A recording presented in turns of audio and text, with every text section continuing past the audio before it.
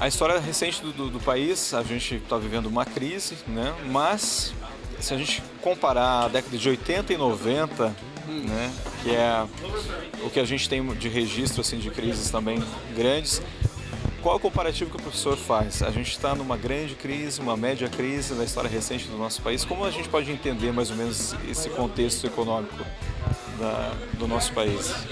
A crise atual de 2015, 2016, em que o nosso produto interno bruto caiu praticamente 8%, e nós conseguimos recuperar 1% ano passado, e o primeiro trimestre deste ano a economia cresceu 0,4% em relação ao último trimestre do ano passado. Mas, de qualquer forma, nós atingimos agora o mesmo nível de produção do primeiro semestre de 2011. Então a crise, sim, foi profunda, é grave. Ela tem uma diferença. Nós não temos um grave problema de inflação.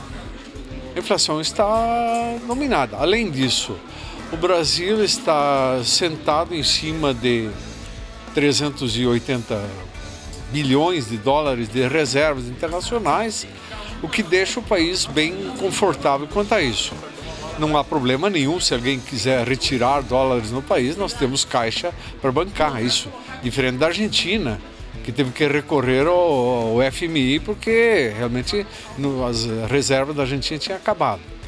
Nós, na crise dos anos 80, 90, sim, tivemos problemas de não ter reservas, tivemos que recorrer ao FMI, foi bem diferente. Essa crise atual, ela é basicamente causada por uma má gestão pública. Nós tivemos, depois da crise de 2008, quando todos os países fizeram ajustes, aqui no Brasil nós fizemos o contrário, foi uma expansão e o país até cresceu em 2010, mas o endividamento público é muito grande, isso é insustentável. Nós aprovamos no início deste ano um orçamento do governo federal que prevê um déficit de 160 bilhões de reais. Orçamento aprovado já prevendo um déficit. Então, esse é o problema sério hoje da nossa gestão pública. Falta de ajustes. Sim. O Brasil precisa urgentemente fazer reformas na Previdência, com certeza. A Previdência está roubando todos é a causadora desse déficit.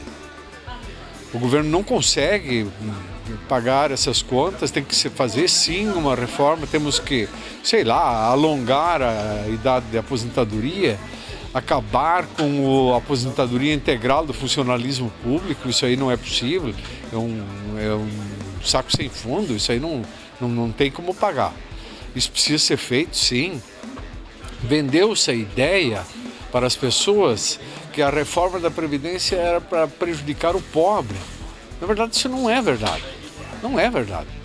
Ela era para tirar privilégios de algumas classes que foram beneficiadas em função da Constituição de 88. E você colocar dentro da Constituição direito previdenciário é um absurdo. Isso aí deveria ser uma lei normal que pudesse ser alterada pelo Congresso com maioria simples. Temos que fazer uma reforma na Constituição para alterar a Previdência.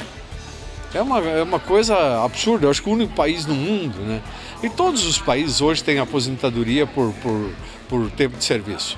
Mas voltando à pergunta inicial, aquela crise dos anos 80 e 90, ela foi realmente, em alguns momentos, um descontrole total do país.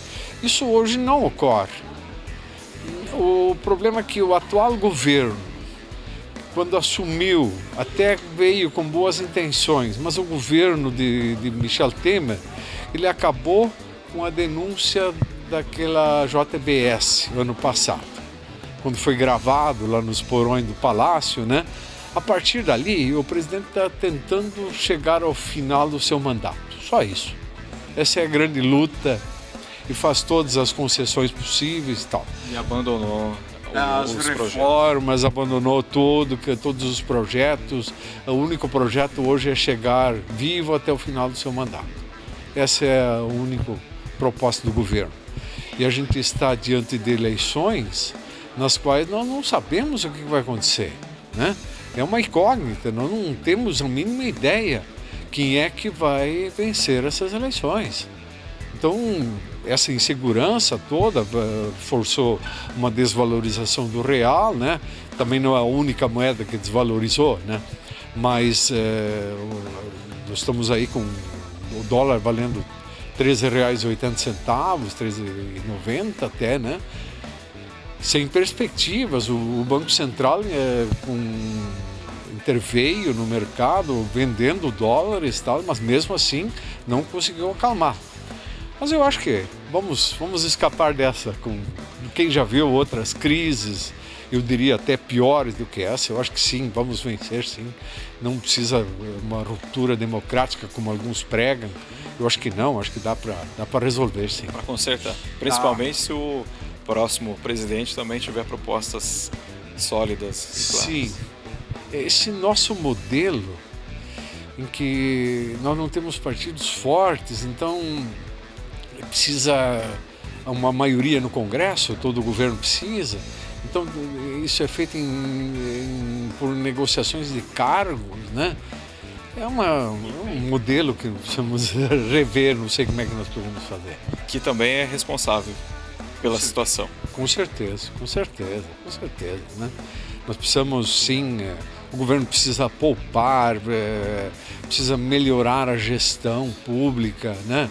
Não dá para cobrar mais impostos, a sociedade não suporta. Então é preciso sim, vamos ver se o próximo presidente entra eleito, daí fazer isso logo no início do seu mandato, quando tem credibilidade, né? Para fazer essas reformas. A única coisa boa que foi feita no governo Temer, né? Isso, uma recuperação da Petrobras, uma reforma trabalhista que precisava ser feita com urgência, e eu acho que veio para ficar isso aí, né? Não é possível com uma lei trabalhista jurássica como nós tínhamos no Brasil. Fez também um controle dos gastos públicos que só pode crescer no mesmo índice da inflação, né? Nos próximos períodos. Isso precisa ser feito, sim. Não dá para continuar gastando dessa forma como o governo gasta. Então, vamos ver, vamos manter a esperança, né? Esse ano vai terminar e já vamos iniciar o próximo ano com um novo presidente que venha para fazer as reformas que o país precisa fazer, sim.